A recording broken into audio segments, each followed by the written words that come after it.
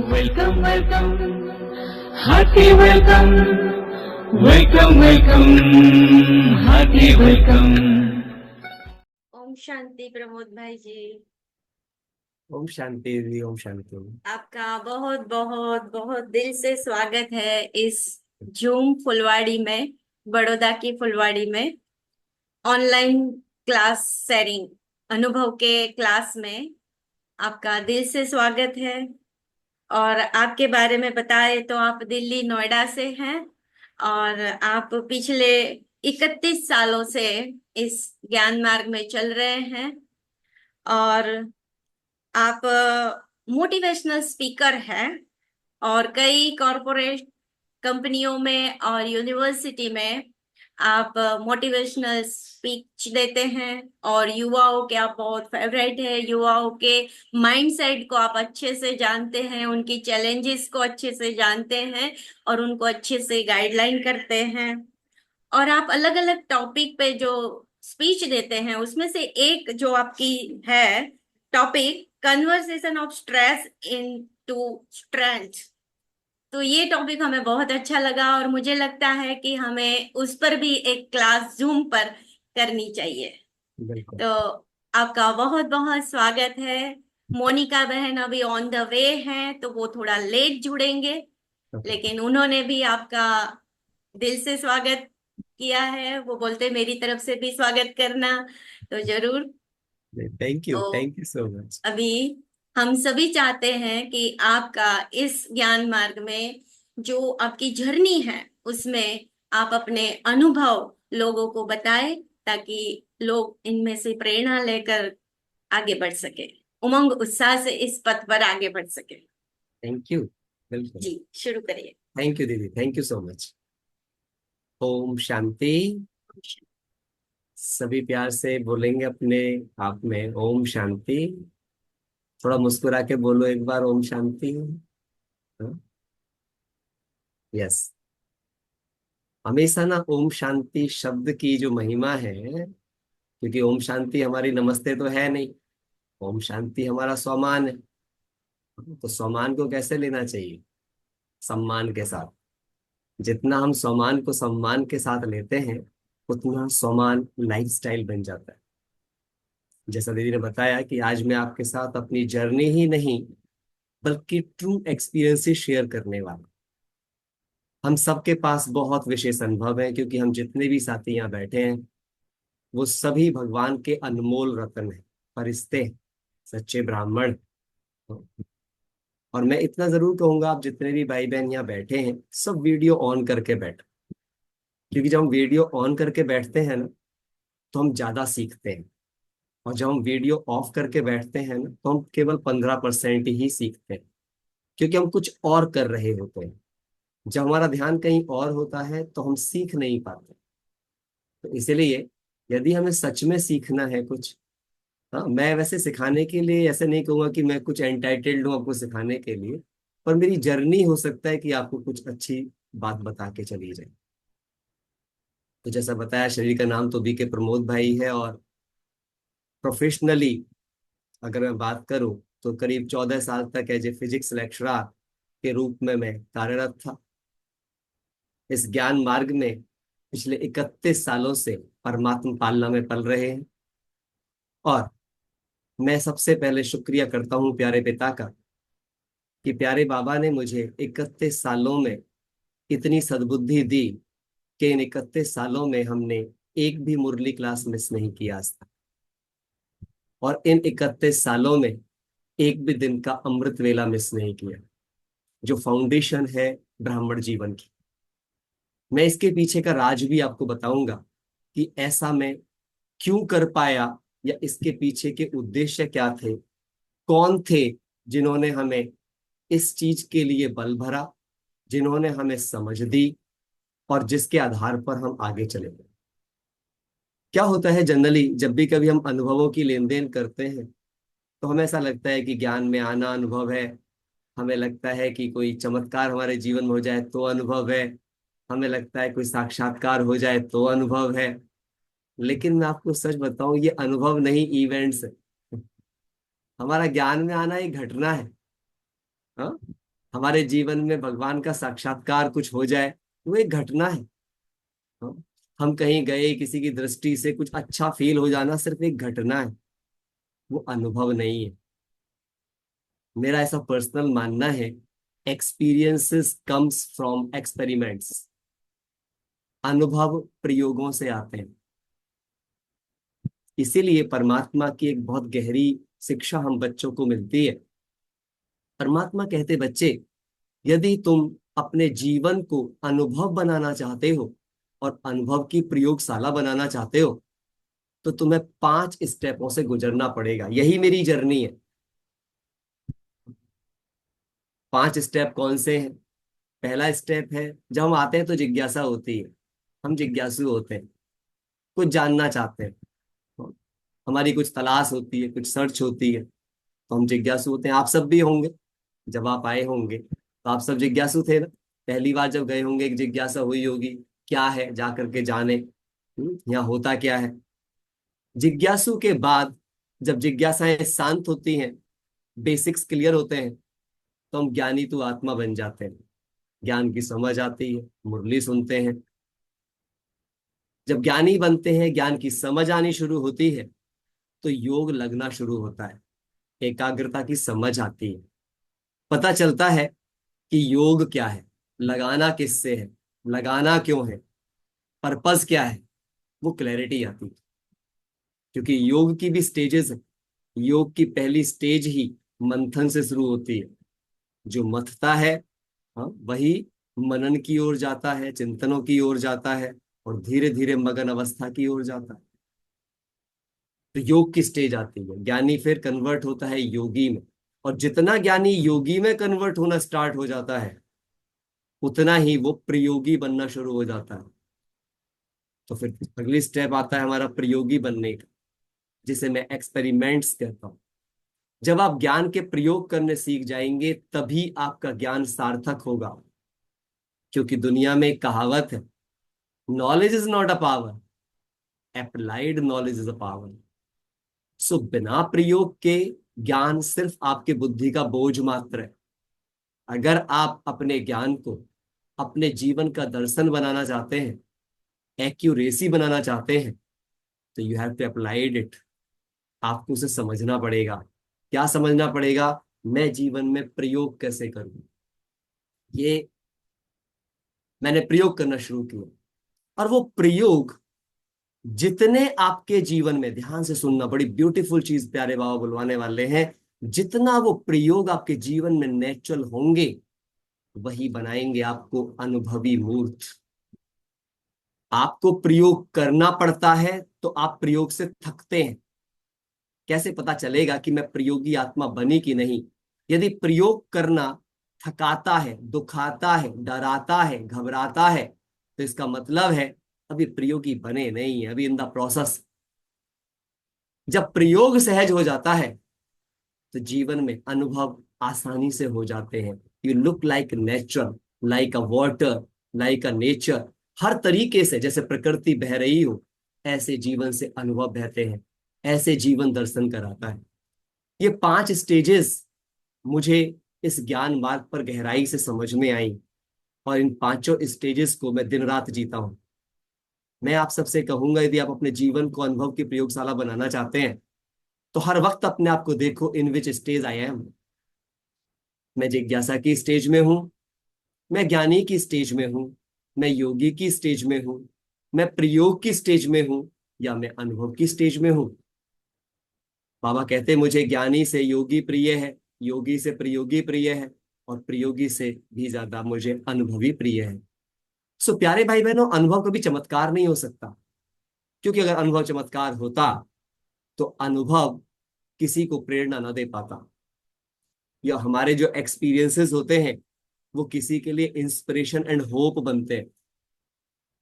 अनुभव वो जो किसी की प्रेरणा बने, अनुभव वो जो किसी का जीवन बदलने का कारण बने, वो नहीं। कई बार क्या होता है, हम भाई बहन, मैं किसी को गलत या सही नहीं कह रहा हूं, ये मेरी अपनी मान्यता है, मेरा अपना सोचना है, सिर्फ मैं अपनी बात कह रहा हूं। कई बार हम अपने अनुभवों को ऐसे सुनाते हैं जैसे कोई चमत्कार हो गया हो हमारी जिंदगी में, है ना। हम, कोई हमारी बीमारी ठीक हो गई हो, कुछ हमारा ऐसा हो गया, तो हमको लगता है वो अनुभव है। मेरे प्यारे भाई बहनों, वो अनुभव नहीं है। कोई बीमारी ठीक हो जाना अनुभव नहीं है। वो सिर्फ एक घटना है, वो ड्रामा की एक सीन है। तभी तो हमारी दादी जानकी, जैसे क्या कहते हैं, जब दादी जानकी जी के बारे में कहा जाता है कि उन्होंने एक बार किसी को, है ना, वो अमृत पिलाया और उनकी आंखें ठीक हो गई। तो दादी से किसी ने कहा, अरे दादी, आपने अमृत पिलाया तो आंखें ठीक हो गई। और दादी के शब्द सुने, दादी ने क्या कहा, दादी ने कहा, नहीं, ये तो ड्रामा की सीन थी, ड्रामा की नूंद थी। अगर दादी के अमृत पिलाने से ठीक हो जाती तो फिर तो दादी हर अंधे को अमृत पिला करके आंखें ठीक कर देती।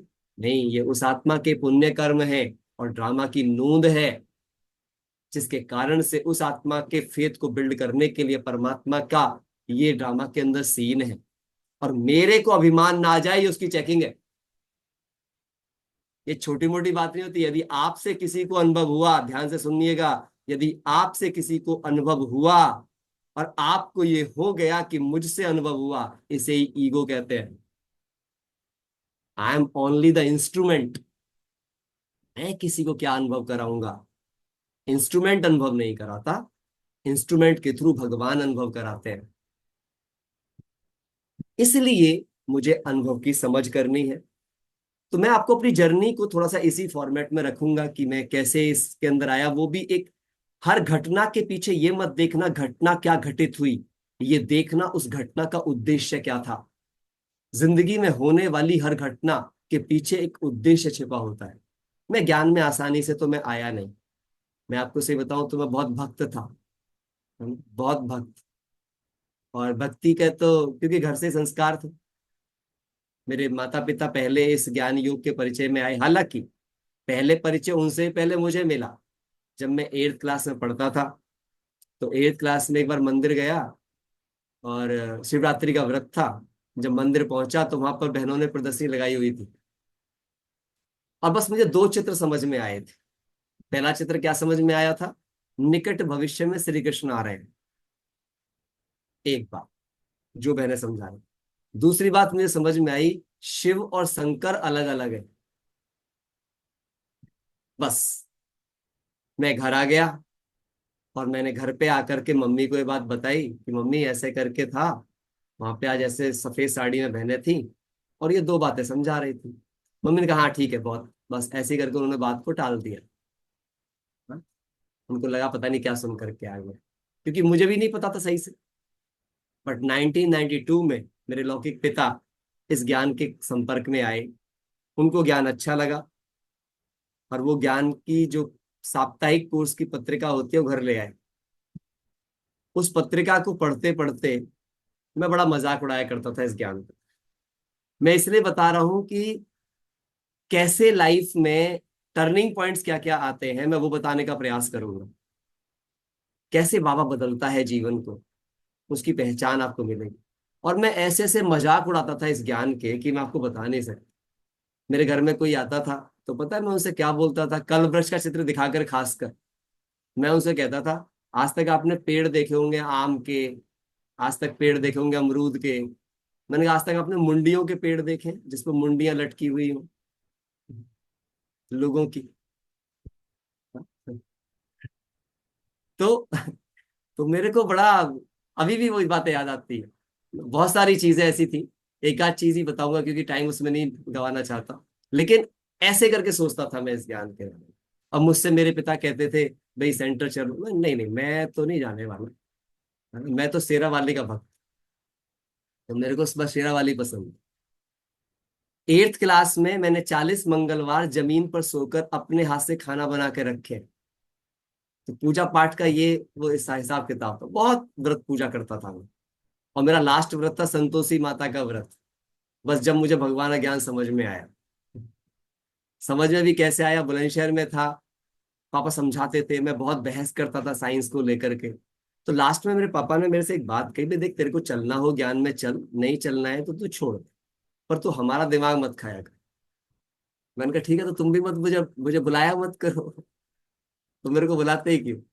उसके बाद में वो बोले कि चल ठीक है थर्सडे को चलते हैं, पता वहाँ प्रसाद मिलता है। अब बच्चे को क्या चाहिए, 10th क्लास का बच्चा पास करिए, 14 साल का, और नया नया सेंटर खुला था बुलंदशहर के अंदर, हमें ले जाते थे। और वहां पे दीदियां, पता है जब कभी कोई पहला ही परिवार ज्ञान में चला हो, उनके बच्चे हो, तो दीदियां बड़ा प्यार देती हैं। और क्या क्या प्यार देती हैं, कभी खीर मिलती थी खाने को, कभी गुलाब जामुन मिलते थे।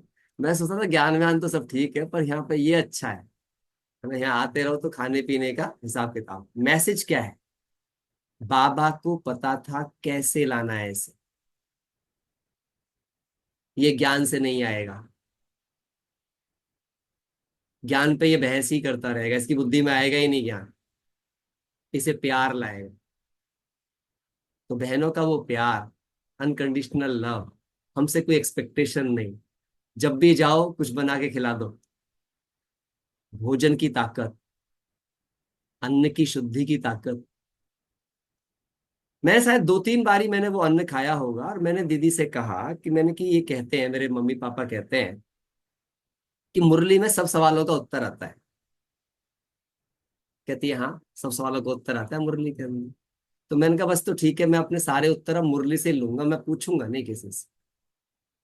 और मैं आपको बताऊं, मैंने कोई कोर्स नहीं किया, कोई 7 डेज कोर्स कभी नहीं किया, मैं सीधा मुरली की पैदाइश से। और मैंने मुरली पढ़ना स्टार्ट कर दिया। अब होता क्या था, जो मेरे दिमाग में सवाल चलता था, पता नहीं पुरानी मुरलियां होती थी, पर मैं कोई सी मुरली उठा के पढ़ना शुरू कर देता था, उसमें उसी प्रश्न का उत्तर आता। यहां से मेरे विश्वास की नींव इस तरह से होनी शुरू हुई। ये क्या चक्कर है कि जिस दिन जो सोचता हूँ, जो प्रॉब्लम चलती है, वही इसके अंदर क्यों आती है, और उसी दिन क्यों आती है, जो उठाता हूँ उसी के अंदर आती है। वहां से एक हल्का सा फेथ आना स्टार्ट हुआ, और मेरे का मुरलियों में इंटरेस्ट बढ़ना स्टार्ट हो गया।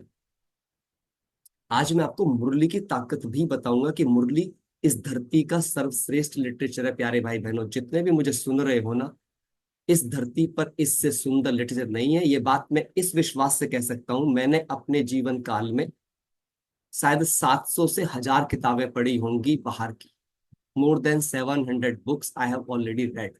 मेरे घर में मैं पॉजिटिविटी के ऊपर बहुत किताबें पढ़ता हूँ। हर महीने मेरा एक रूटीन रहता है, 4-5 किताबें जरूर मैं पढ़ता हूँ। इस यज्ञ का पूरा लिटरेचर मैंने पढ़ा है, A to Z। जितना भी जगदीश भाई साहब ने लिखा है, वो सब कुछ करने के बाद मैं बता रहा हूँ, Murli is ultimate, Murli is in depth, Murli is purity. और मैं ऐसे नहीं कर रहा हूँ कि मैं मुरली के बारे में बहुत अध्ययन करता हूँ, चाहे वो अव्यक्त मुरलियां हो, चाहे वो साकार मुरलियां हो। साकार मुरली आपके चारों सब्जेक्ट मजबूत करती है, और अव्यक्त मुरली आपकी एक पर्टिकुलर पॉइंट पर धारणा को मजबूत करती है। इसलिए दोनों का महत्व अलग अलग है, दोनों की डेप्थ अलग अलग है। क्लियर आ रही है बात समझ में? ये मेरे जीवन में मुरली से मैं जन्मा, और धीरे धीरे मुझे इंटरेस्ट आना स्टार्ट हुआ। फिर मैंने दीदी से कहा कि आप कहते हो भगवान आता है, मुझे भगवान से मिलना है। अब अगला मैसेज सुनिएगा, इस घटना में फिर दूसरा मैसेज छिपा था। भगवान ने मेरे से बुलवाया, मैंने जाके बोला मेरे को भगवान से मिलना है, कैसे मिलेंगे आप बताओ। दीदी कहती है ऐसे थोड़ी भगवान से मिलते हैं, भगवान से मिलने के लिए धारणाएं चाहिए 1 साल की।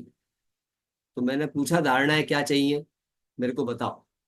तो देखो, कुमार जीवन था, बच्चा ही था, तो पवित्रता तो थी ऐसी कोई बात नहीं थी। फिर मेरे से बोली कि बाहर का बना कोई अन्न नहीं खाना है, क्योंकि अन्न का मन पर प्रभाव पड़ता है।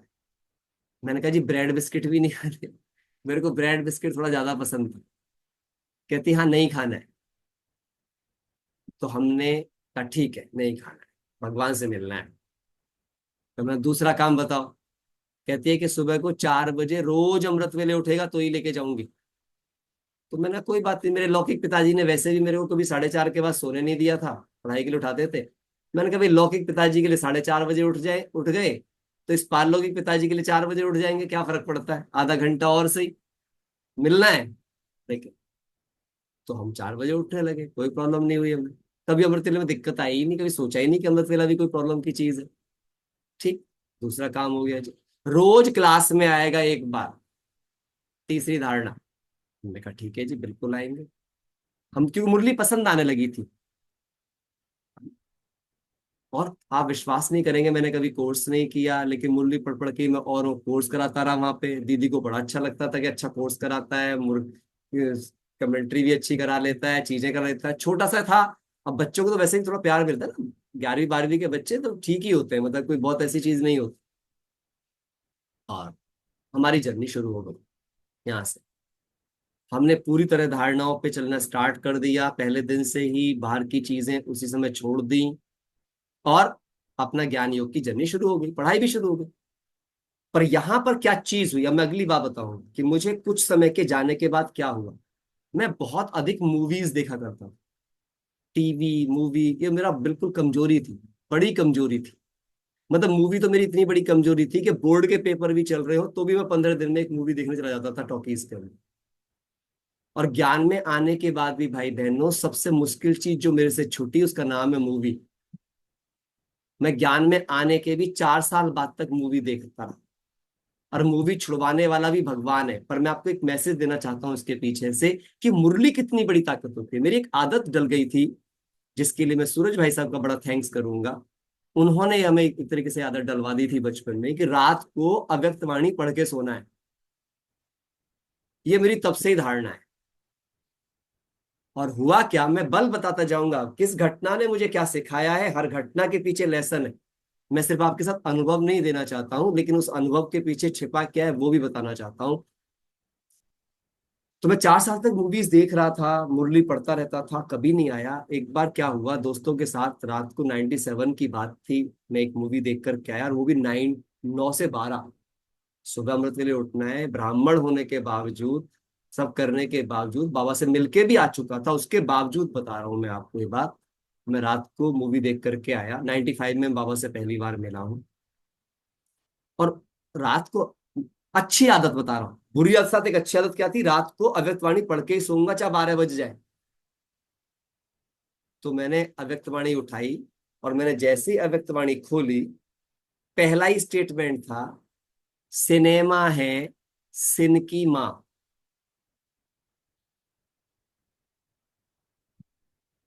और जो सिनेमा देखते हैं उनके पाप कर्म कटने की बजाय बढ़ते जा। बस उसी समय मैंने प्रतिज्ञा ली, मैं कभी नहीं जाऊंगा इस चीज की। और वो दिन है कि आज का दिन है, हमने पलट के नहीं देखा। मैं घटनाक्रम बता रहा हूं, घटना हुई, घटना के पीछे जो पॉजिटिविटी चल रही थी वो क्या हुई, उससे सीख क्या मिली। ये है एक्सपीरियंस, ये है अनुभव। जीवन बदलाव अनुभव होता है। अनुभव का मतलब होता है जो आपकी लाइफस्टाइल बन जाए, जो आपकी लाइफस्टाइल को चेंज कर दे, वो अनुभव है। अनुभव वो होता है जिसको सुनकर किसी और आत्मा को भी लगे मुझे ये करना चाहिए, मुझे ये करना है। दैट इज कॉल्ड अनुभव, प्रैक्टिकलिटी। इसके बाद मैं ज्ञान में चलता जा रहा था, और 98 की बात अब मैं आपको बताने जा रहा हूं। मेरी मुलाकात हुई आदरणीय जगदीश भाई साहब से। आप में से बहुत से भाई बहन जानते होंगे, हो सकता है कुछ ना भी जानते हो, है ना। जगदीश भाई साहब, जिनको बाबा गणेश कहते हैं, जिनको बाबा संजय कहते हैं। आप ज्ञानामृत पढ़ते होंगे, संजय की कलम से पहला लेख आता है। जितना लिटरेचर आप यज्ञ के अंदर देखते हैं, भाई साहब का लिखा हुआ है। और भाई साहब से मेरी पहली मुलाकात हुई किस विषय में, ORC के लिए जमीन देखने की बात थी। और थैंक्स प्यारे पिता का कि उन्होंने मेरे लौकिक पिता के माध्यम से मुझे निमित्त बनाया उस एज में उस जमीन को दिखवाने का। किसी के माध्यम से भाई साहब के पास हम गए शक्तिनगर सेंटर पर, और जब भाई साहब से हम मिले तो मुझे आज भी वो दिन याद आता है ना। शायद मेरे जीवन का सर्वश्रेष्ठ वो पल है। बहुत ज्यादा मैं भाई साहब से नहीं मिला, शायद 3-4 बार मिला होऊंगा मैं उनसे पर्सनली, लेकिन जो वो प्यार, जो पालना पाई, वो जीवन की अमिट छाप बन गई है। वो मैं जरूर आपसे बताना चाहूंगा कि क्या सिखाया भाई साहब ने। ये नहीं कि मैं उन व्यक्ति से मिला, नहीं, मैं उस व्यक्ति के व्यक्तित्व से मिला। मैं आपको ये बताने का प्रयास करूंगा। मैं भाई साहब से मिला, भाई साहब ने मुझसे पूछा, आज मैं जरूर सबसे शेयर करूंगा। भाई साहब, पता है मेरे को इतना अच्छा लगता है, आज भी मैं उस पल याद करता हूँ, मेरे रोमांच खड़े हो जाते हैं। मैं जैसे ही वो सीन सोच भी लेता हूँ, कि जैसे बाबा कहते थे ना, बच्चे बच्चे किसी को, तो जगदीश भाई से, क्योंकि मैं बच्चा सा था ही, छोटा था ही, ज्यादा एज तो थी नहीं। तो भाई साहब मेरे से बोलते हैं, अच्छा बच्चे, तेरा उद्देश्य क्या है। तो वो जो भाई साहब के मुख से जो बच्चे शब्द मैं सुनता था, मेरे को लगता था तो ब्रह्मा बाबा बच्चे बोल रहा है। वो फील मुझे उस समय पर वो थी। और जब भाई साहब ने मेरे से कहा कि बच्चे, तो तेरा उद्देश्य क्या है, क्या बनना चाहता। तो मैंने भाई साहब से कहा, भाई साहब मैं ना अब बचपना था, मैंने कहा भाई साहब मैं आपकी तरह राइटर बनना चाहता हूँ, मैं आपकी तरह राइटर बनना चाहता हूँ। भाई साहब बहुत मुस्कुराए, बहुत अच्छे से हंसे, मतलब मैं मुस्कुराना भी क्या कहूँगा, हंसे। और मेरे से कहते हैं कि नहीं, तेरा उद्देश्य अच्छा है पर थोड़ा मुश्किल है। तो मैंने कहा जी भाई साहब कैसे? तो कहते हैं कि नहीं देखो, मुझे भगवान का वरदान था, उसे कुछ कराना था, उसने ये करा लिया। मैं ये तो नहीं कहूंगा तुम कर नहीं सकते, बट डिफिकल्ट जरूर। फिर मैंने कहा तो भाई साहब क्या करना चाहिए ऐसा बनने के? तो भाई साहब ने मुझे एक बहुत गहरी शिक्षा दी कि सबसे पहले मेरे को ये बता, बहुत प्यारी बात है, सब भाई बहन ध्यान से सुनना, जो बड़ी बहुत बहुत गहरी शिक्षा है ये। इसने मेरे जीवन को समझ लीजिए बहुत बड़ा बदलाव की ओर डाल दिया था 98 में। भाई साहब ने मुझसे एक सवाल पूछा कि एक बात बता, पवित्रता तेरा चुनाव है या पवित्रता तेरा आकर्षण? गहरा सवाल है। आपने सुना कभी ये सवाल?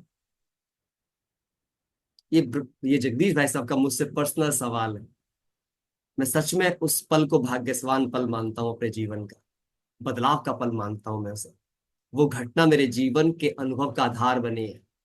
मैंने भाई साहब से कहा भाई साहब मुझे तो इतनी समझ नहीं है कि मतलब चुनाव क्या चीज होती है और आकर्षण क्या चीज होती है, वो तो आप ही बता सकते हैं, बिकॉज आपसे ऊंचा कौन हो सकता है, क्योंकि हमने भाई साहब की तो कहानियां सब सुनी रखी थी। तो भाई साहब ने कहा कि देखो, पवित्रता अगर तुम्हारा आकर्षण है तो इसका मतलब बहनों को देखकर, सेंटर को देखकर, मधुबन को देखकर, कुछ देखकर तुम आकर्षित हुए हो ज्ञान में, इसे कहते हैं पवित्रता का आकर्षण। अगर पवित्रता तुम्हारा आकर्षण है तो जिस दिन आकर्षण खत्म होगा पवित्रता भी खत्म हो जाएगी। गहरी बात है। आकर्षण खत्म, पवित्रता खत्म। सेंटर पे वैसा माहौल नहीं मिलेगा तो तुम गड़बड़ा जाओगे, है ना? कुछ और तुम्हारे मन के माफिक नहीं होगा, मधुबन में वैसा वातावरण नहीं रहेगा, तो तुम्हारी भावना प्रभावित हो जाएगी और तुम पवित्रता के पथ को छोड़कर चले जाओ। गहरी बात है। तो अब मैंने कहा भाई साहब चुनाव, बोले अगर पवित्रता तुम्हारा चुनाव है तो स्वयं शिव बाबा आकर कहे कि बच्चे तू पवित्रता छोड़ दे तो तुम तब भी नहीं छोड़ोगे, इसे कहते हैं पवित्रता का चुनाव।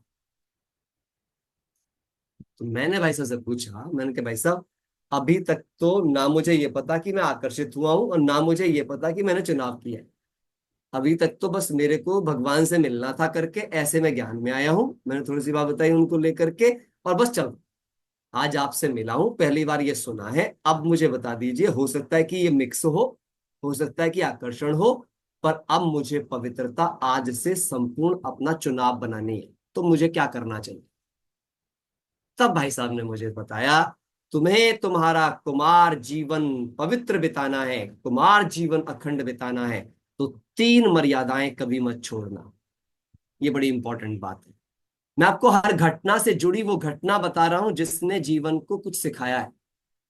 तो 3 बातें मुझे भाई साहब ने कही जो मैं आप सबको जरूर कहूंगा, जो हर ब्राह्मण के ब्लड में घुल जानी चाहिए। अगर आप ब्राह्मण हो, और एक बात और याद रखना, यहां हम जितने बैठे हैं, क्या हम ब्राह्मण हैं या हम बीके हैं? अपने आप से पूछना। बीके होना आसान है, 7 दिन का कोर्स करो बीके बन जाओ, पर बीके से ब्राह्मण बनने की जर्नी के लिए अनुशासन चाहिए, आज्ञाकारिता चाहिए, फरमानवार वरदार होना चाहिए, वफादारी चाहिए, लगन चाहिए, समर्पण चाहिए। क्योंकि ब्राह्मण माना जिसके आचरण में ब्रह्मा हो, उसे ब्राह्मण कहते हैं। और याद रखना, ब्रह्मा कुमार सो फरिश्ता नहीं है, ब्राह्मण सो फरिश्ता है। तो मुझे अपने से पूछना है, I am in the stage of Brahma Kumar Kumari और I am the stage of Brahmin. ब्राह्मण मतलब त्याग, ब्राह्मण मतलब इंस्ट्रूमेंट, ब्राह्मण मतलब समर्पण, ब्राह्मण मतलब वैराग्य, ब्राह्मण मतलब त्याग। तब मैं ब्राह्मण हूं। सर्वस्व त्यागी, आज्ञाकारी, वफादार, फरमानबरदार, बाबा ने बताया। सो ये जो चीज थी, तो मैंने भाई साहब से पूछा, तो भाई साहब ने 3 बातें मुझे बताई, और वो 3 बातें मैं आपको बता रहा हूं। उन 3 बातों को अपनी समझ, क्षमता, अकल के हिसाब से हमने पूरे जीवन पालन करने का प्रयास किया और कर रहे हैं आज दिन तक भी। पहली धारणा भाई साहब ने कहा, कभी अमृत वेला मिस मत करना।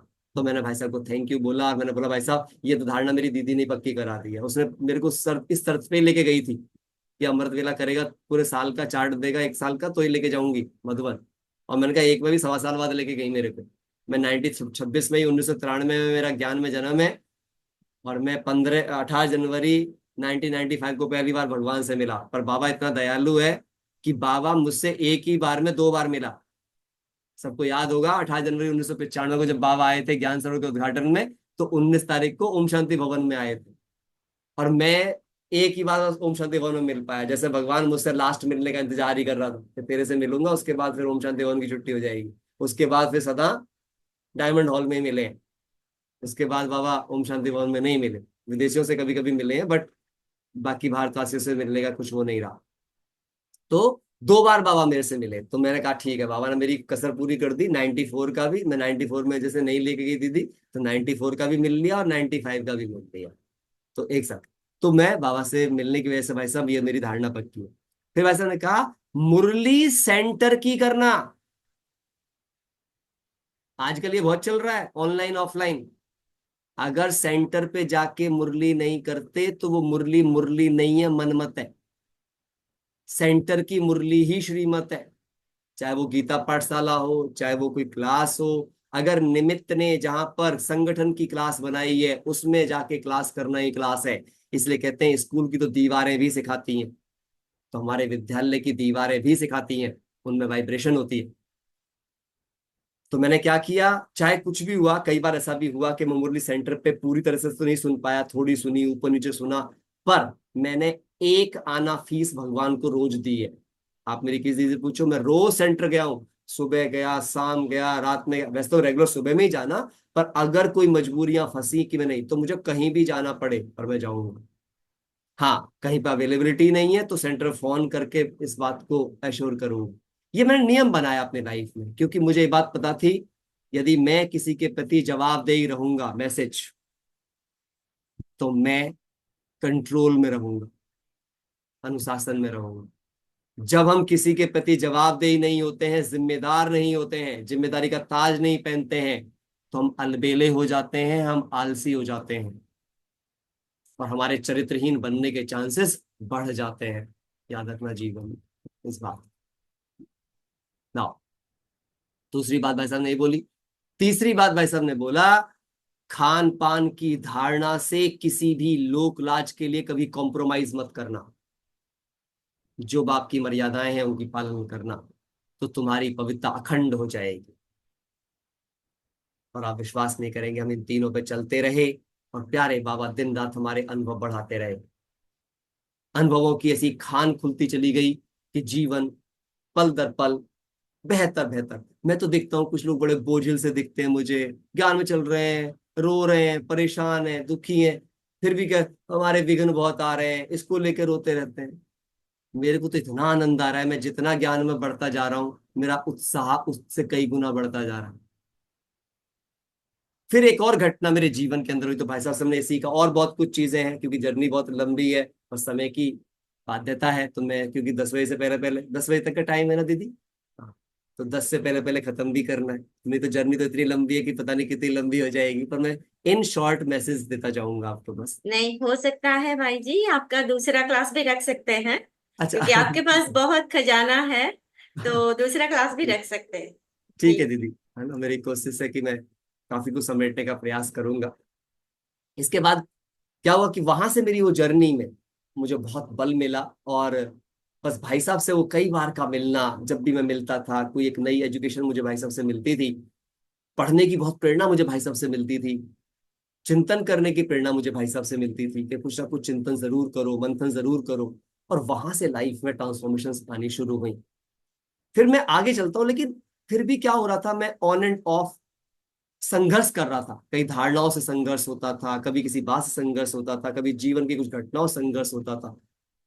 एक घटना मेरे जीवन की ऐसी हुई जिसने मुझे, ये 98 से पहले की घटना थी, 1997 की बात है। मैं आईआईटी के लिए प्रिपेयर कर रहा था, और 95 में मैंने 12th पास किया था। 96 में मैं सेलेक्ट हो चुका था एमएनआर के लिए और कई सारे इंजीनियरिंग एग्जाम के लिए, बट मेरे को था नहीं आईआईटी जाना है। सो 97 में मैं सेलेक्ट हुआ आईआईटी के लिए भी, बट मुझे ब्रेन ट्यूमर हो गया था। और जब मुझे ब्रेन ट्यूमर हुआ तो मैं मधुबन रहा, करीब 8 महीने मैं मधुबन में रहा हूँ। और डॉक्टर बलवंत वहां पर थे, जो आप बाहर एक हॉस्पिटल देखते हैं होम्योपैथिक हॉस्पिटल के नाम से, उसके अंदर मैं उनके पास रहा। तब तक वो नहीं था, छोटा सा था पीछे की साइड में। और उनकी मेडिसिन से और आदरणीय दादी दादी प्रकाशमणि जी की पावन दृष्टि से मैं ये कहूंगा एक तरीके से जो बल मुझे मिला, योग का जो बल मिला, मतलब आप विश्वास नहीं करेंगे कि 8 महीनों तक मैं फ्रूट पे रहा हूँ। क्योंकि ये था कि मैं अगर कुछ भी खाऊंगा तो कैंसर सेल्स मल्टीप्लाई ना हो जाए। हुआ ये था कि मैं क्रिकेट खेल रहा था, खेलते खेलते पीछे गिरा था और एक ईंटों का चट्टा मेरे सर पे लगा, जिसकी वजह से अंदर ब्लड क्लॉटिंग हो गई थी। वो क्लॉट जम गए थे, मेरी मेमोरी भी चली गई थी कुछ पलों के लिए। और फिर धीरे धीरे मेमोरी तो वापस आ गई, लेकिन वो क्लॉटिंग हो गई थी और जिसकी वजह से मेरी मेमोरी रिलैप्स हो जाती थी, मैं भूल जाता था, कुछ याद करता था।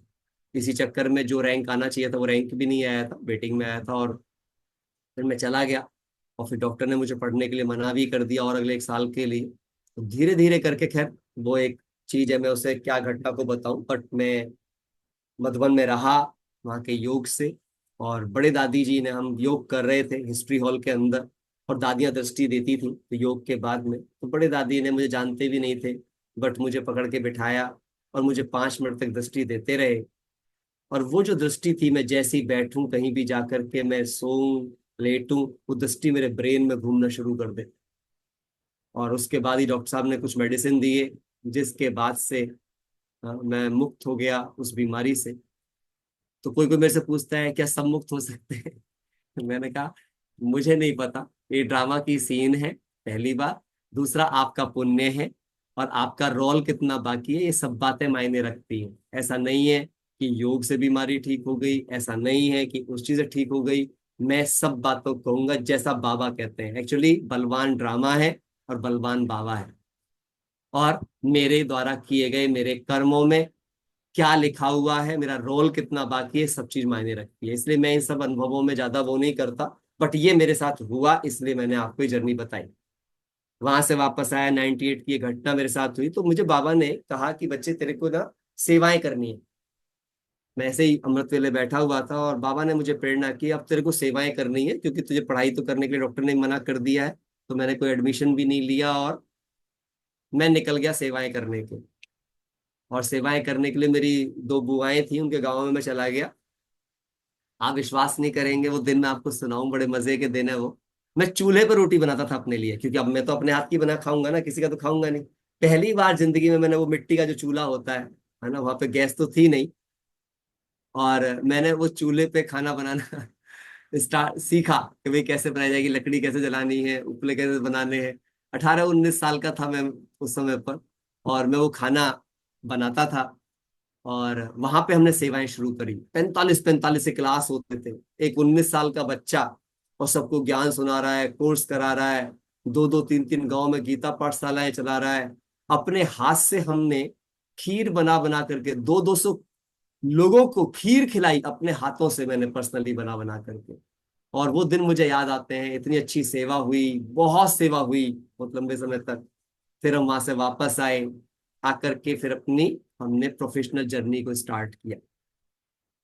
आप विश्वास नहीं करेंगे, लोग बहुत छोटी छोटी बातों में डिप्रेशन चले जाते हैं। मुझे भगवान ने एक अच्छा विद्यार्थी बनाया था, बहुत मेहनती बनाया था, बहुत लगनशील बनाया था। 10th तक मैं एवरेज बच्चा था, लेकिन बाबा के यज्ञ में आने के बाद मेडिटेशन और यहाँ पर सीखी मर्यादाओं के कारण मुझ में इतने इंप्रूवमेंट आए कि 12th क्लास में मैं डिस्ट्रिक्ट के टॉपर्स में से एक था, 15 टॉपर्स में से एक था। तो ये मैं आपको बताऊं कि मेडिटेशन की पावर को समझिए, ये हमें कैसे डिस्ट्रैक्शंस कंट्रोल करता है, कैसे अलाइन करता है, कैसे मन बुद्धि का अलाइनमेंट ठीक करता है, कैसे कंट्रोलिंग पावर को इम्प्रूव करता है, कैसे रूलिंग पावर को खुद पे इम्प्रूव कर देता है, कैसे सही गलत के बीच का अंतर समझाना शुरू कर देता है। ये कमाल की प्रक्रिया का नाम राजयोग है। ये सब पाया है मैंने इस विद्यालय से। ये गहरी चीज। और ये सब जर्नी आगे बढ़ती गई। अब मैं आपको अगली बात बताऊंगा तो आप और चकित रह जाएंगे कि आईआईटी जैसे टेस्ट क्वालिफाई करने के बाद, इंजीनियरिंग टेस्ट क्वालिफाई करने के बाद मैं वहां जा नहीं सका। कितना डिप्रेशन हो सकता था उस टाइम पर मुझे। मैं भगवान के ज्ञान में भी चल रहा हूँ, भगवान ने मेरी मदद नहीं करी, फलाना नहीं किया, ऐसा नहीं किया। लोग शिकायत करते हैं छोटे छोटे कार्यों की, ये विघन वो विघन। आप सोचो, एक बच्चा जिसने 2-2 3-3 साल मेहनत करी हो, 16-17 साल की उम्र हो, ऐसी बीमारियां हो जाएं, इतना पाके जा ना सके, कितना डिप्रेशन हो सकता था। उसके बाद आपको पता है, मेरे 12th क्लास और मेरे ग्रेजुएशन के बीच 17 साल का गैप है, 17 ईयर। मैंने 12वीं के 17 साल बाद ग्रेजुएशन किया, क्योंकि मुझे पढ़ाई से नफरत हो गई थी, नहीं पढ़ना मेरे को, अब बस सेवाएं करनी है, कुछ नहीं करना मुझे। और मैं 12th पास ही ट्यूशन पढ़ाने मैंने स्टार्ट कर दिए, मैंने अपना कोचिंग चलाना स्टार्ट कर दिया था, और कोचिंग कराता था और सेवाएं करता था धीरे धीरे। 2-2 कोचिंग इंस्टीट्यूट चला रहा था, 2-2 कॉलेज में। आप सोचो, एक 12वीं पास बच्चा 2-2 कॉलेज में गेस्ट लेक्चरर था। कोई सोचेगा? कोई जाएगा नहीं। ये थी बाबा का बल, ये था चरित्र का बल। मैं आपको ये बताने का प्रयास कर रहा हूँ। लोग पूछते हैं मेडिटेशन क्या कर सकता है, राइट मेडिटेशन हो। जगदीश भाई साहब की एक किताब है जो हर ब्राह्मण को पढ़नी चाहिए, योग की विधि से सिद्धि। मेरे प्यारे भाई बहनों, अगर आपका योग आप में बल नहीं भरता है, अगर आपका योग आपका साहस नहीं है, अगर आपका योग आपका मनोबल नहीं है, अगर आपका योग आपके विकारों विकर्मों से जीतने की प्रक्रिया को मजबूत नहीं करता है, तो योग में गड़बड़ है। फिर योग केवल भक्ति मार्ग है। जब मैंने इस चीज को करना स्टार्ट किया, और तो अंदर से अलग बल आता चला गया, कॉन्फिडेंस बहुत अलग लेवल पे चलता चला गया। क्योंकि याद रखिए, यदि आपका आत्मविश्वास डाउन होता है, तो ज्ञान योग ठीक नहीं है, पवित्रता ठीक नहीं है, प्योरिटी में छेद है। जिसका ब्रह्मचर्य मजबूत है, उसका साहस मजबूत है। ब्रह्मचर्य साहस है, ब्रह्मचर्य साहस। बुक का नाम है विधि से सिद्धि। ये भाई साहब का बुक है, विधि से सिद्धि। बहुत अच्छी बुक है, आप सबको जरूर पढ़ना चाहिए। भाई साहब की किताब है ब्रह्मचर्य, जरूर पढ़ना चाहिए। पता चलेगा आपको पावर ऑफ ब्रह्मचर्य क्या होता है। खाने का ब्रह्मचर्य, बैठने का ब्रह्मचर्य, उठने का ब्रह्मचर्य, ब्राह्मण जीवन ही कंप्लीट दिनचर्या ही ब्रह्मचर्य है। हम बाबा के वो रतन हैं कि हमारे ब्रह्मचर्य में बहुत पावर होना चाहिए। कोई हमसे मिले तो उसको मिलके लगना चाहिए किससे मिल लिया है वो आज। ये चीज मेरा शुरू से सपना रहा है। भाई साहब ने बीज डाला था, जगदीश भाई साहब ने, वो बीज आज तक हरा भरा है। और भी मैं बहुत कुछ चीजें हैं, कभी भविष्य में फिर दोबारा डिस्कस करेंगे इसके ऊपर। लेकिन ये जर्नी चलती चली गई। आप सोचो कि मैं योग्य ना होते हुए भी, बाई एजुकेशन, उतनी मेरे पास कोई डिग्री नहीं थी। मुझे कॉलेज वाले कहते थे सर अपनी डिग्री दे दो तो हम आपको परमानेंट कर दें, डिग्री हो तो दे दो। क्योंकि मुझे सब लोग डेमो के आधार पर सेलेक्ट कर लेते थे, बड़ा अच्छा पढ़ाते हैं, बस बड़ा अच्छा पढ़ाते हैं, सेलेक्ट हो जाता था कहीं पे भी जाकर के एक डेमो क्लास में। और जब वो डिग्री कहते थे तो मैं उनको बताता था जी मैं तो 12वीं पास हूँ, अब बताओ आपको चाहिए या नहीं चाहिए। अब वो सोचे पड़ जाते थे क्या करें इसका। और फिर वो रखते थे, पढ़वाते थे गेस्ट लेक्चरर के रूप में। मेरे को कभी कभी हंसी भी आती है कि जो वहाँ के क्वालिफाइड टीचर्स होते थे, वो इंतजार करते थे सर आएंगे, सर आके पढ़ाएंगे। मैं सोचता था ये तो एमएससी है, ये मेरे लिए इंतजार कर रहा है, क्लास अरेंज कर रहा है, और 12वीं पास सर जाकर के पढ़ा रहे हैं। पर मेरा कॉन्फिडेंस क्यों हाई रहता था? मुझे बाबा बड़ी अच्छी अच्छी बातें याद दिलाता था। बाबा कहता था एडिसन कौन सा बहुत ज्यादा पढ़ा लिखा था, अगर वो साइंटिस्ट हो सकता है 4 क्लास पढ़ के, तो तू टीचर क्यों नहीं हो सकता? मेरे को ऐसे ऐसे कॉन्फिडेंस आते थे। मैं सोच, है ना, वो रामानुजम 12वीं पास होकर के मैथमेटिशियन हो सकता है, फलाना ऐसे हो सकता है। मैं ऐसे ऐसे एग्जाम्पल ढूंढता था अपने लिए। मैं ऐसों से कंपेयर करता था कि जो कुछ ना होकर के बहुत कुछ थे। लोग पता है उल्टा करते हैं, क्यों डिप्रेशन में जाते हैं लोग? लोग बहुत कुछ वालों के साथ में कंपेयर करना स्टार्ट कर देते हैं। ये बात मैंने सीखी थी गुलजार दादी जी से। गुलजार दादी हमेशा कहती थी, क्योंकि गुलजार दादी की भी बड़ी अच्छी पालना मिली हमें, तो हम दादी से सीखते। दादी कहती थी कभी भी उनसे कंपेयर मत करो अपना जो बहुत पुराने हो चुके हैं या बड़े हो चुके हैं किसी भी रूप में। अगर कुछ कंपैरिजन करना है तो कंपेयर, वैसे तो दादी मना करती थी, पर कहती अगर कुछ करना भी है ना, तो कंपेयर उसके साथ करो जो तुम्हारे बराबर से कार्य कर रहा है, जो तुम्हारे बराबर से स्थिति बना रहा है, तब तुम्हारा बल महान होगा। और गुलजार दादी की एक और गहरी शिक्षा मुझे याद आती है, जो मैंने कैन भाई के मुंह से सुनी थी, वो मैं यहाँ पे जरूर बताना चाहूंगा। कैन भाई जो ऑस्ट्रेलिया के हैं, उनसे हमने सुना। कैन विदेशियों की मीटिंग चल रही थी गुलजार दादी जी के साथ, और कैन भाई से दादी ने पूछा कि क्या पुरुषार्थ कर रहे हो ऊंचा बनने के लिए। ये सब चीजें ना, मैं ये बात क्यों सुना रहा हूं, क्योंकि ये मेरे अनुभवों की जड़ है। मैं आज जो कुछ भी हूं अपने जीवन में, इन शिक्षाओं के कारण से हूं। तो कैन भाई से पूछा कि क्या पुरुषार्थ कर रहे हैं, तो कैन भाई ने बोला दादी मैं पुरुषार्थ करता हूँ to make my position highest, मैं अपनी स्टेज को हाईएस्ट बनाऊंगा और उसमें टिक जाऊं। तो दादी ने पता क्या बोला, दादी के शब्द सुनो वाह, it is not sufficient to become angel, ये काफी नहीं है फरिश्ता बनने के लिए। तो दादी को देखते रह गए कि मैं तो हाईएस्ट पोजीशन जाके टिकने की बात कर रहा हूँ, ये सफिशिएंट कैसे नहीं है। दादी से पूछा कैसे, दादी ने कहा रुका तालाब सड़ जाता है, तुम किसी भी स्थिति में रुकोगे सड़ जाओगे, बहती गंगा ही पवित्र बनाती, बढ़ती गंगा ही पवित्र बना सकती। ऐसी हैं हमारी दादियां जो छोटे में बात करती हैं पर बड़ी गहरी बात करती हैं। ये योगियों के लक्षण होते हैं, ये अनुभवियों के लक्षण होते हैं, जो साधारण बातें नहीं करते हैं, जो महान बातें करते हैं, उनकी एक एक बात के अंदर गहराई होती है। And that was amazing. इसने मेरी पूरी लाइफ के अंदर ट्रांसफॉर्म, उस दिन से मैंने सीखा नहीं, मुझे ठहरा पानी नहीं बनना है, मुझे बहता पानी बनना है, मुझे सदा बहते रहना है, मुझ में उछल आती रहनी चाहिए, मेरा ज्ञान सदा नया रहना चाहिए, मुझ में ज्ञान का नयापन आना चाहिए, मुझ में रमणीकता रहना चाहिए, हमेशा मुझ में नवीनता। बाबा को नवीनता प्रिय है, बाबा को रमणीकता प्रिय है, ये चीज मुझे बल मिली। इसके बाद एक घटना हुई, जब मैं ऐसे ज्ञान में चलता चला जा रहा था, चीजें बहुत अच्छे से सब हो रही थी, इन सब चीजों से मेरे आत्मविश्वास सदा बढ़कर रहते थे, और मैं किसी से नहीं डरता था, रिस्क लेने से कभी डरता ही नहीं था। कोई भी रिस्क ले लेता हूं मैं, कुछ भी करके। आज भी ऐसा ही हूँ, सब कुछ खत्म होता है, हो जाए फिर से रिस्क लेकर के फिर हो जाएंगे, है ना। वो हालांकि थोड़ा सा वैसा है, जहाँ रिस्क है वहीं इश्क है। तो मेरे को बाबा के साथ में वही चीज है कि कोई बात नहीं, पूरी जिंदगी ही रिस्क पर है, बाबा से सच्चे प्यार का प्रतीक ही है। अब इसके बाद मेरे को एक बाबा की बहुत प्यारी बात लगी। बाबा हमेशा कहते थे बच्चे जिसका मुरली से प्यार है उसका मुरलीधर से प्यार है, जिसका मुरली से प्यार है उसका मुरलीधर से प्यार है। ये सेंटेंस में जब भी सुनता था ना, मेरे को अंदर अंदर कुछ होने लगता। तो मैं अपने से पूछता था क्या मेरा मुरली से प्यार है। ध्यान सुनना, मैं आपको वो बताने की कोशिश कर रहा हूं क्या चलता है मेरे मन में और क्या करता हूं फिर मैं, क्योंकि अनुभव ये होते हैं। तो मैंने कहा कि क्या मेरा मुरली से प्यार है, तो मेरे को लगता था मुरली से तो प्यार है पर मुरली से ही प्यार नहीं है, दो सेंटेंस का फर्क।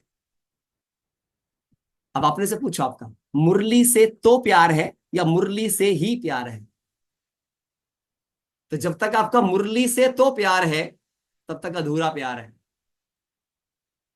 और जब मुरली ही प्यार है तब ही संपूर्ण प्यार है। और ये बातें मैंने ऐसे ही करके नहीं शुरू करी, अब मैं इसका भी पीछे बताऊंगा। हम बार बार ओआरसी जाते थे, ओआरसी जब भी जाते थे, आशा दीदी एक ही सवाल पूछती थी, 2004 से खासकर ज्यादा जाना स्टार्ट हो गया था। जब भी जाते थे पूछती थी अव्यक्त वाणी किस किस ने पूरी पढ़ी है। हम देखते थे एक दो के हाथ उठते हैं, हम हाथ ही नहीं उठा पाते थे कि भाई पूरी तो हमने 69 से पढ़ी ही नहीं थी, तब सुन तो रखी थी लेकिन नहीं पढ़ी थी। हमने बस प्रण कर लिया, 2 बार हो गया हमारे साथ ऐसा, जब जाओ तब यही सवाल पूछना उनको। और फिर बड़ी शर्म आती थी सारी क्लास में, मेरा हाथ क्यों नहीं उठा हुआ। तो मैंने कहा अब की बार आऊंगा तो तभी आऊंगा जब ये पूरी हो जाएंगी, चाहे मेरे को दिन में 3 3 पढ़नी पड़े, चाहे मेरे को दिन में 4 4 पढ़नी पड़े, कुछ करना पड़े, पर अब क्या पढ़ के ही आऊंगा, हाथ उठाना है मेरे को अब क्या। मैसेज है मेरा, जब भी हमारे बड़े हमसे कुछ पूछते हैं वो बाबा का मैसेज होता है उनको। हमारी टीचर दीदियां जो निमित्त बैठी हुई हैं, उन्हें जब भी कोई वो आपसे बात सवाल पूछ रही हैं आपके पुरुषार्थ से रिलेटेड, आपके जीवन से रिलेटेड, समझ जाना भगवान पूछ रहा है उनके द्वारा, कुछ मैसेज है उसमें। भगवान को मेरी कुछ तैयारी करानी थी। उसके बाद मैं आपको ट्रांसफॉर्मेशन बताऊंगा मैंने क्या करना स्टार्ट किया। मैं आया और मैंने मुरलियों पे धावा बोल दिया और पढ़ना स्टार्ट कर दिया। करते करते हुआ क्या, मैं मुरलियों में स्टेज पे पहुंचा एक,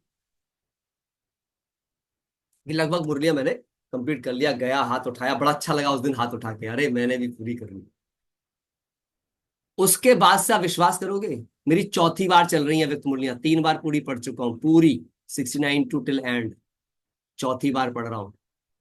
अंडरलाइन कर करके, डायरियों में कमेंट्रीज बना बना करके ये सारी चीजें की हैं। बड़ा मजा आता है, लगता है वाह क्या जिंदगी है, क्या दिया है भगवान ने, क्या खजाना भर रखा है भगवान ने। और जब आप उनसे खेलते हो ना तो आपको दुनिया में कुछ चाहिए नहीं फिर। आज आपको बताऊं, इस दुनिया में ना हमें किसी से थैंक यू भी नहीं चाहिए, हमें नो नीड नथिंग, कुछ नहीं चाहिए इस पूरे संसार से, क्योंकि इस संसार में हमें कोई कुछ देने के लायक है ही नहीं। मेरे भगवान ने मुझे शरीर दिया है तो प्रकृति के 5 तत्वों का दिया है जो सदा देते हैं। तो मेरा जन्म तो देने के लिए है, और जब जब मैं किसी को देता हूं तो मुझे खुशी होती है, तो मेरा तो जन्म ही देने के लिए हुआ है, दाता का बच्चा हूं, चाहिए ही क्यों। ये चीज मैंने मूल्यों से सीखी, और मूल्यों से बहुत ज्यादा गहरा प्यार बढ़ गया। इसके बाद अगली चीज मुझे था कि बार बार बाबा कहता है मुरलियों में, फॉलो ब्रह्मा बाप, फॉलो मम्मा। तो मेरे को लगता था क्या मैं ब्रह्मा बाबा मम्मा को फॉलो कर सकता हूँ। मैं जब भी कभी कुछ ऐसे पॉइंट मेरे दिमाग में क्लिक कर जाते हैं तो मैं उन्हें खुद से पूछना शुरू कर देता हूँ। ये मेरा मैसेज है आपको, करके देखना, बड़ा मजा आएगा। ये कमाल की चीजें हैं, ये है मेरे अनुभव जो ट्रू, जो स्थिति को रिफ्लेक्ट करते हैं। तो मैंने पूछा क्या मैं बन सकता हूं इनके जैसा। तो फिर मैंने अपने से एक अगला सवाल पूछा, इनके जैसा बनने का अर्थ क्या है। आपने कभी पूछा अपने से सवाल, इनके जैसा बनने का अर्थ क्या है। कोई बोलेगा नहीं नहीं, इनको कॉपी करना, जैसे ये करते थे, जितनी बार ये मुरली पढ़ते थे, जितनी बार ये चलते थे, जितने ये आगे ना, ये इनके साथ बनने का मतलब नहीं। व्यक्ति वो नहीं होता जो वो करता है, व्यक्ति वो होता है जैसे उसके भाव और विचार होते हैं।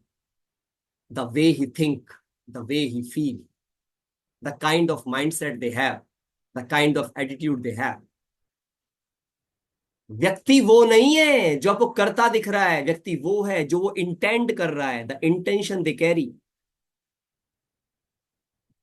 सो मैंने सोचा यदि मुझे ब्रह्मा को इंटेंशन में फॉलो करना है, यदि मुझे मम्मा को इंटेंशन में फॉलो करना है, तो पहले मुझे इनकी इंटेंशन समझनी है।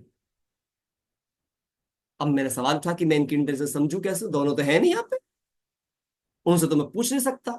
तो मुझे समझ में आया कि इनके बारे में जो जो जहां जहां लिखा है वो मुझे पढ़ना है। अब मैं ब्रह्मा व जीवन कहानी तो पहले पढ़ चुका था, तो मैंने दोबारा जीवन कहानी उठाई। याद रखना, अगर आपने पहली बार जीवन कहानी पढ़ी है तो वो आपके लिए उपन्यास है, नोवेल है। अगर आपने दूसरी बार पढ़ी है तो समझ है, तीसरी बार पढ़ी है तो समझी है, और चौथी बार पढ़ी है तो स्वरूप में आने लगेगी। सो मैंने उसको पढ़ना स्टार्ट किया, और उसको अब की बार कैसे पढ़ा मैं अब आपको बता रहा हूं। आप सारे भाई बहनों को मेरा संदेश है, ब्रह्मा बाबा की जीवन कहानी पढ़ो, मम्मा की मातेश्वरी जगदम्बा सरस्वती यज्ञ माता किताब है वो पढ़ो, मम्मा की मधुर झंकार पढ़ो। ये 3 किताबें जरूर पढ़ो, जरूर जरूर पढ़ो, बार बार पढ़ो। हर जून में मम्मा पढ़ो, हर जनवरी में बाबा पढ़ो। और वहां पे पढ़ो क्या, ये मत पढ़ो कैसे दादियां आई, कैसे ओम मंडली बनी, डजेंट मैटर कैसे ओम मंडली। मेरे से कोई आज भी पूछे कौन सी दादी कैसी दिखती है, शायद मैं ना बता पाऊं, पर मुझे पता है कि दादियां निर्णय कैसे लेती हैं, ये मैं बता दूंगा। क्योंकि मैंने कैसे पढ़ना स्टार्ट किया, बाबा ने इस सिचुएशन में निर्णय कैसे लिया, यही निर्णय क्यों लिया, और यही निर्णय बेस्ट क्यों है, ऐसे पढ़ी है मैंने वो किताब। क्योंकि मुझे माइंडसेट चाहिए था ब्रह्मा का, मुझे मम्मा का माइंडसेट चाहिए था। मैंने भाई बहनों से उन मम्मा के बारे में सुना, तो वो क्या बता रहे हैं, मम्मा की कौन सी एक्ट बता रहे हैं। मतलब रमेश भाई कह रहे हैं कि वो मम्मा को लेके जा रहे हैं, उन्होंने एड का बोर्ड दिखाया है मम्मा को, और मम्मा से पूछा मम्मा आपने वो बोर्ड देखा, थोड़ी देर आगे रास्ते जाने के बाद में मम्मा कहती है मम्मा इस पुरानी दुनिया की चीजों को देखते हुए भी नहीं देखती। दिमाग का एंटीना खड़ा हो जाता है मेरा सोचकर। मम्मा का माइंडसेट ये है, पुरानी दुनिया की चीजों को देखते हुए भी मम्मा नहीं देखती। मतलब क्या है, मैं क्या देख रहा हूँ उस पुरानी दुनिया में, क्या है इस दुनिया में देखने के योग्य जो मैं देख रहा हूँ, नथिंग इज देयर। सो अगर मुझे माइंडसेट पकड़ना है मेरी मम्मा का, मेरे बाबा का, तो मुझे उनको गहराई से समझना पड़ेगा, अदरवाइज तो मैं उन्हें कभी समझ ही नहीं पाऊंगा। एम आई राइट और रॉन्ग, क्या कहेंगे आप, मेरी बात ठीक लग रही है आपको। यहां से मैंने उन चीजों को पकड़ना स्टार्ट किया, और वहां से मुझे बाबा की बातें मैंने पकड़ा। बाबा के मुझे ये समझना है कि बाबा हीरे बाबा के उठा के ले गए बच्चे, और बाबा ने उनसे आके हीरे वापस ले लिए, प्यार से उनके लिए मिठाई लेके, नहीं। मैंने वहां पे उस पूरे प्रकरण को बार बार पढ़ा। बाबा क्या कर रहे थे, बाबा किस साइकोलॉजी पे काम कर रहे थे, वो चाइल्ड की कौन सी साइकोलॉजी को पकड़ रहे थे, वो कैसे एक चीज दे करके दूसरी चीज के बारे में बात कर रहे थे। इसका मतलब किसी की बुरी चीज छुड़ाने के लिए कैसे दूसरी चीज को रिप्लेस करने का माइंडसेट क्या होता है, ये इंपॉर्टेंट था। वो आदतों को छुड़ाने का ज्ञान दे रहे थे। वो हीरे की इंपॉर्टेंस में, मिठाई की इंपॉर्टेंस में कई सारी शिक्षाएं दे रहे थे। वो पकड़ना इंपॉर्टेंट है। और वो कौन पकड़ सकता है, जो फोकस करेगा ऑन एजुकेशन। बस इंपॉर्टेंट। वहां से मैंने वो पकड़ना स्टार्ट किया। ऐसे मैंने पूरी किताब पढ़ी है, ऐसे मैंने जगदीश भाई साहब को पढ़ा है। क्या बात क्या चल रही है, इस बात का सेंस कहाँ जाएगा, ये मुझे क्या सिखाना चाहती है, ये मेरे इंटरनल को कैसे चेंज करना चाहती है। और मैंने क्योंकि टाइम कम है, बात को मैं कट करके शॉर्ट पे लेकर के वापस आता हूँ, नहीं तो लंबी खिंच जाएगी कहानी, क्योंकि वो फ्लो में हो जाता है। कई बार ऐसा होता है जब खो जाते हैं तो समझ नहीं आता कि टाइम कितना हो गया। अच्छा, आप सबको बोर तो नहीं हो रहा है, मैं बोर तो नहीं कर रहा हूँ किसी को? नहीं ठीक भाई लग जी, बिल्कुल नहीं। रहा है? सब हाँ, कितने उमंग उत्साह से और खुशी से सुन रहे हैं, आप चेहरे देख सकते हैं सभी के। हाँ, मैं भी बार बार यहाँ देखती हूँ। एक के बाद देखो, 50 से शुरू हुआ था, 56 तक पहुंच गया। हाँ? तो थैंक कोई यू। बोर नहीं हो रहा है, और मुझे लगता है आपका दूसरा सेशन भी रखना पड़ेगा। आपको नहीं, 1 घंटा और देना पड़ेगा। Sure sure. जरूर जी। तो बस मैं अब कंक्लूजन पे लेके आऊं, तो वहां से वो जो चीज पढ़ी, उससे मेरे जीवन में गहरा बदलाव आया। और लास्ट में तो वो बदलाव वो लेके आ रहा था बदलाव, परंतु फिर भी मेरे अंदर बदलावों की वो प्रक्रिया उतनी तीव्र नहीं थी। सोचो, ये सब करने के बाद ही मैं कहूंगा कि मैं 20 वर्षों तक इस ज्ञान में बहुत साधारण था। ये कह के बता रहा हूं मैं आपको, जितना मैंने किया है ये करने के बाद ही मैं साधारण था। संघर्ष था। अब आया है मम्मा डे का दिन। ये मेरे जीवन का एक बहुत गहरा टर्निंग पॉइंट था। मम्मा डे था। मम्मा डे के दिन में जाके बाबा के कमरे में बैठा था, और मैं बैठ के रोने लगा। और मैं बहुत रो रहा था मम्मा के सामने बैठ। मैंने मम्मा से कहा, मम्मा आप 27 साल में संपूर्ण बन गई, मुझे 20 साल हो गया है, पर जब मैं आपको पढ़ रहा हूँ, आपका माइंडसेट पढ़ रहा हूँ, आपकी पर्सनैलिटी देख रहा हूँ, तो मैं तो आपके नाखून के बराबर भी नहीं खुद को देख पा रहा हूँ। जो चरित्र आपका है, जो बल आपका है, जो साहस आपका है, जो शिक्षाएं आपकी हैं, जो स्तर आपका है, मैं तो कहीं नहीं हूँ। प्यारे भाई बहनों, बहुत ध्यान से सुनना, ये जीवन का बहुत बड़ा बदलाव का पॉइंट था। ये अनुभव मेरे जीवन का सर्वश्रेष्ठ अनुभवों में से एक है। मम्मा ने मुझे अंदर से फील दिया। मम्मा ने पूछा, तू अब कौन है? तू अभी भी जब लोगों से मिलता है तो तू क्या बताता है कि तू कौन है?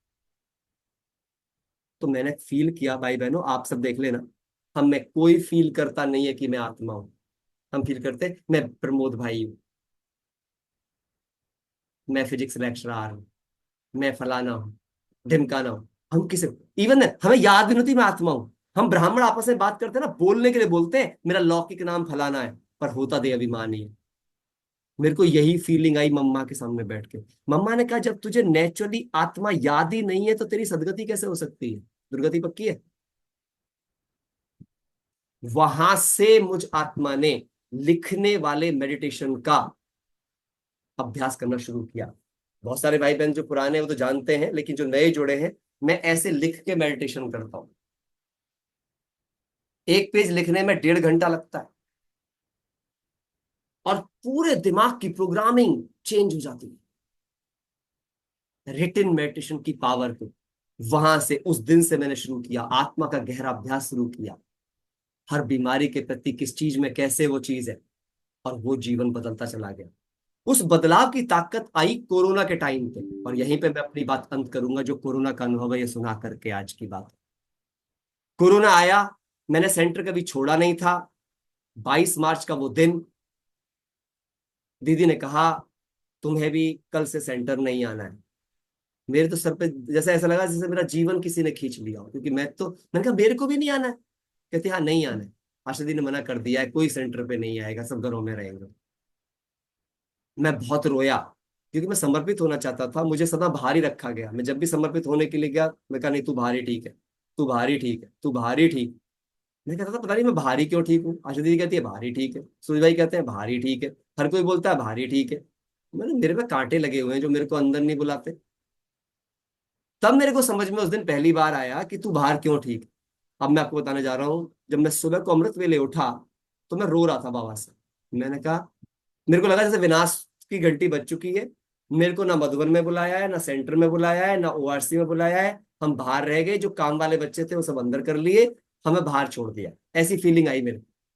मैं जिसको फोन कर रहा हूँ सब मना कर दे रहे हैं।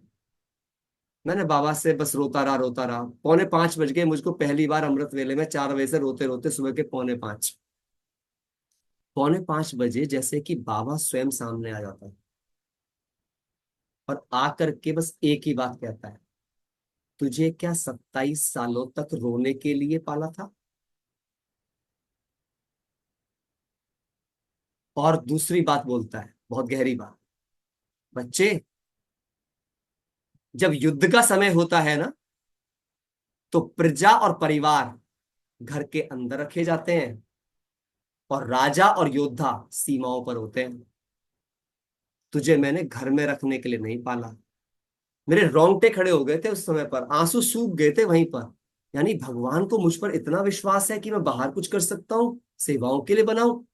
वहां से बाबा ने मेरे से जूम पर सेवाएं शुरू करवाई, फेसबुक सेवाएं शुरू करवाई, यूट्यूब सेवाएं शुरू करवाई। और आप विश्वास नहीं करेंगे, उसके बाद बाबा ने जो सेवाओं की धूम मचवाई मेरे मुझ आत्मा के माध्यम से, वो कमाल था, जो मेरे सपने ख्याल ख्वाबों में भी नहीं था। और उस दिन के बाद मुझे लगा कि सच में बड़े जो कहते हैं उसी में कल्याण है। वो कहते थे तू बाहर ही ठीक है, वो कहते थे तू बाहर ही ठीक है। तब मुझे उस दिन एहसास हुआ कि मैं बाहर क्यों ठीक हूँ और भगवान की मेरे को लेके क्या प्लानिंग्स है। और आज बहुत आत्माओं के साथ सेवा का लेन देन चल रहा है, क्लासेस चल रही हैं, जहाँ बाबा अवसर देता है वहाँ चले जाते हैं। आज मोनिका दीदी का थैंक्स है, और निमंत्रण देने वाले हमारे जो कनाडा के भाई भाई हैं बहन हैं, उन सबका थैंक्स है कि आप सबने मुझे या मेरे इन अनुभवों को सुनने के लिए वक्त दिया। होप सो मुझ आत्मा के माध्यम से जो भी बाबा ने बुलवाया हो वो ऐसा रहा हो कि कहीं ना कहीं आपके जीवन में आप सबके प्रयोग में आ सके और कहीं ना कहीं आपके भी अनुभवों को बढ़ाने में मदद कर सके। Thank you very much. Om Shanti. Om Shanti भाई जी। तो सबसे पहले तो मैं शिव बाबा का थैंक्स करती हूँ, और साथ साथ मोनिका बहन का भी थैंक्स करती हूँ कि जिन्होंने हमें आपसे मिलाया और इतने सारे भाई बहनों को आपसे मिलाया। और आपका तो धन्यवाद, थैंक्स है ही, क्योंकि आपका अनुभव सुनते सुनते ये महसूस हो रहा था कि हम एक अनुभवी मूर्त आत्मा को सुन रहे हैं। प्रमोद भाई को नहीं, अनुभवी मूर्त आत्मा को सुन रहे हैं। आपने एक एक ज्ञान के पॉइंट को कैसे अनुभव में लाकर अनुभवी मूर्त बने हैं, ये प्रैक्टिकल आज देखा, जाना, समझा। और जो आपने कहा कि बीके से ब्राह्मण बनने की जर्नी आपकी, और ये सभी के लिए प्रेरणादायक है। सभी हम मानते हैं हम बीके हैं, लेकिन ब्राह्मण बनना मना क्या। तो ये एक, और दूसरा जो आपने बताया चुनाव और आकर्षण, तो शब्दों की करामत और कैसे हम इन शब्दों को गहराई में जाकर समझ सकें, ये आज आपसे सीखे। तो आपका बहुत बहुत बहुत दिल से धन्यवाद। और हम दूसरा भी आपका एक सेशन रखना चाहेंगे, अगर आप हमें टाइम बहुत सारी दें। बहुत सारी चीजें हैं जो अभी मैं बता ही नहीं पाया। मुझे जी जो जी अनुभव में बहुत ऐसी गहरी चीजें हैं जो शायद कभी जब भविष्य में मौका मिलेगा तो जरूर जी, लगता करेंगे। है कि अभी बहुत कुछ बाकी रह गया है, और इसीलिए बोला कि एक और सेशन आपको अगर करना है, अगर आप Sure. टाइम दे तो। नहीं, क्योंकि बिल्कुल ये बिल्कुल। इस समय इस जूम पर ये इंटरनेशनल क्लास है, इसमें बहुत सारे, और एक बहन को मैं जानती हूँ, गायत्री बहन विनीपेग से है। तो हाँ, मैंने उनको यहाँ पे देखा, तो मैंने उनको पूछा कि बहन आप कैसे, तो बोले मैं ये भाई का जो ग्रुप है जी रूहानी मौज या ऐसा कुछ बताया उन्होंने, जी जी जी। उसमें मैं जुड़ी हूँ, और इसीलिए मैं ये भाई को जानती हूँ। और मुरली भी जूम पे सुनते हैं आपसे। तो कनाडा से भी बहुत भाई बहन भी जुड़े हैं, अमेरिका से भी जुड़े हैं, और छोटा उदयपुर से हमारी मोनिका बहन भी आ गए हैं। तो अभी मैं मोनिका बहन को बोलती हूँ, वो आपके लिए कुछ कहे। ओम शांति। तो आप सभी को मेरा प्रणाम। और सबसे पहले मैं क्षमा चाहूंगी कि मैं समय पे हाजिर नहीं रह सकी और उसका मुझे बहुत बड़ा घाटा हुआ, लॉस हुआ है। तो मैंने बहुत कुछ लॉस किया मेरा, कि जो भाई जी ने अनुभव सुनाया, तो ये तो हमारे एक फरिश्ते हैं, कोहिनूर हीरा है, जो बाबा ने इनको चुना है और इनको अंदर नहीं बाहर किस सेवाओं के लिए रखा है वो आप सबने सुना अभी अनुभव भी। और जो मैंने थोड़ा जितना मैं सुन पाई हूँ कि इनकी स्टडी हम देखते हैं कि चार चार बार इन्होंने अव्यक्त मुरलियां रिवाइज कर दी। और मैं मुझे याद नहीं कि हमने 2 बार भी की होंगी। बाबा की जो हम सुन रहे हैं हर संडे को, बस वो है, थोड़ा बहुत कुछ और कर लिया। तो ये बहुत आगे है, last so fast so first आने वाली आत्माओं में से एक है। और मैं तो चाहूंगी और रिक्वेस्ट करूंगी हिमानी बहन से, मिनेश भाई से, कि नेक्स्ट फ्राइडे फिर से इसको कंटिन्यू अगर हम करते हैं ना, तो मेरा भी जो आधा नहीं सुन पाई वो भी होगा, और आगे बहुत कुछ जानने को मिलेगा। सच में हिमानी बहन आपने जो कहा ना कि ये बहुत अनुभवी मूर्त आत्मा है, तो ये सही में अनुभवी मूर्त आत्मा है। आपने सही परखा और बड़ी गहराई से इनकी बातों को सुना। तो अभी इसको हम कंटिन्यू रखेंगे और आपसे हम जरूर सुनते रहेंगे समय प्रति समय। हम आपका रिक्वेस्ट करेंगे हिमानी बहन को, मिनेश भाई को, कि आपका कुछ ना कुछ रखते रहेंगे। हम जरूर। सभी आपसे काफी कुछ सीखने को लग रहा है कि बहुत कुछ आपसे सीखना है हमें। और हेल्थ के बारे में भी एक सेशन आपका हम हेल्थ का भी रखना चाहेंगे, कि जो आपका दिव्या कुछ क्या तो हाँ, है। मैं हेल्थ के ऊपर भी मैं एक सर्टिफाइड न्यूट्रिशनल एडवाइजर हूँ, सो रख सकते हैं कभी भी न्यूट्रिशन के विषय में भी हम इन डीप टॉक रख सकते हैं कि कैसे हम अपने आप को बेहतर कर सकते हैं। हमारे कोई बहुत अच्छे स्पीकर मिले हैं, गिफ्ट में बाबा ने दिए, इसलिए मैं हिमानी बहन को अगर कहूंगी आने बार वाले बार हम आपका लाभ लेते रहें। बस ये मेरी रिक्वेस्ट है। जरूर। एक बाकी अनुभव का क्लास तो फिक्स हो गया और एक क्लास भी फिक्स हो गया है, स्ट्रेस को स्ट्रेंथ कैसे बनाए। कैसे कन्वर्ट जी करें। जी। जी बिल्कुल बिल्कुल। ओके ओके, भाई जी, बहुत बाबा बहुत से शुक्रिया। 1 मिनट बाबा को याद करके फिर जी जी।